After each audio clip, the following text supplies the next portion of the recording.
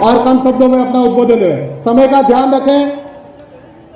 आप मंच पर आने के बाद की भूमि में इस पंडाल में उपस्थित डूंगरपुर जिला और आसपास के क्षेत्र से उपस्थित पिता तुल्य बुजुर्गों, माताओं, बहनों, कर्मचारी साथियों, अधिकारी महोदय एवं इस देश और समाज की दिशा और दशा तय करने वाले जांबाज युवा साथियों को मेरा दिल से खूब खूब जोहार, प्रणाम, अभिनंदन।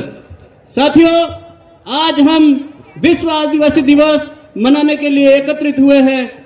यह दिन हम सब के लिए विशेष महत्व रखता है। यह दिन आदिवासियों की एकता, विविधता और संस्कृति में विश्वास करते हुए हमें आगे बढ़ने के लिए प्रेरणा देता है। साथियों, हम टीएफ संगठन की तरफ से रिप्रेजेंट करते हैं, इसलिए हम शिक्षा की बात करेंगे। Blind faith is poison for human and humanity. Take a stand by government, scientific and quality education. हम लोग शिक्षा, स्वास्थ्य और जैव विविधता की बात करते हैं। हम लोग हमारे समाज में फैले अंधविश्वास को दूर करने हेतु शिक्षा के द्वारा हम हमारे समाज में जागृति का काम करते हैं। हम हमारे समाज को इस पंडाल में उपस्थित सभी साथियों से ये आह्वान करना चाहेंगे कि आप अपने बच्चों को क्वालिटी एजुकेशन दीजिए।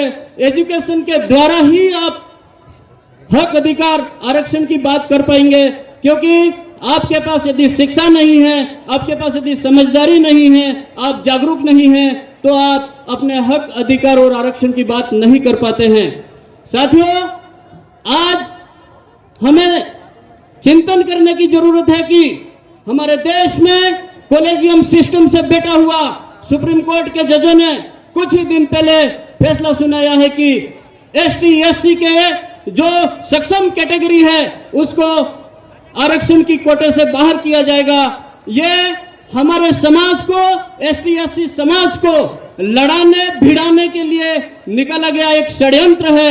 इससे हमको कहीं पीछे हटने की जरूरत नहीं है, इससे हमें डरने की जरूरत नहीं है। हमारे समाज को, हमारे युवा को एक होकर इस चुनौती का सामना करना पड़ेगा।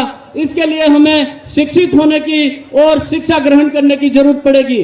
कई साथियों के पास डिग्रियां हैं, लेकिन उस डिग्री के अकॉर्डिंग समझदारी नहीं है, जागरूक नहीं है, तो हम हमारे अधिकारों की बात नहीं कर पाएंगे। मुझे इस संचालक महोदय द्वारा कम समय के लिए पाबंद किया गया है।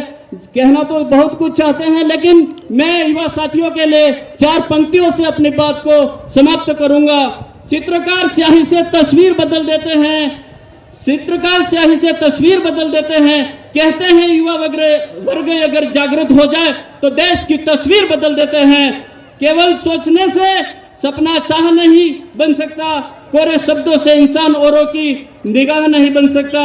एकत्रित रहकर संगठन में विश्वास बनना सीखो, क्योंकि बिखरा हुआ समाज कभी बादशाह नहीं बन सकता। जय जोहार, जय आदिवासी, जय बिल प्रदेश, जय संविधान, जय भारत। बहुत बहुत धन्यवाद।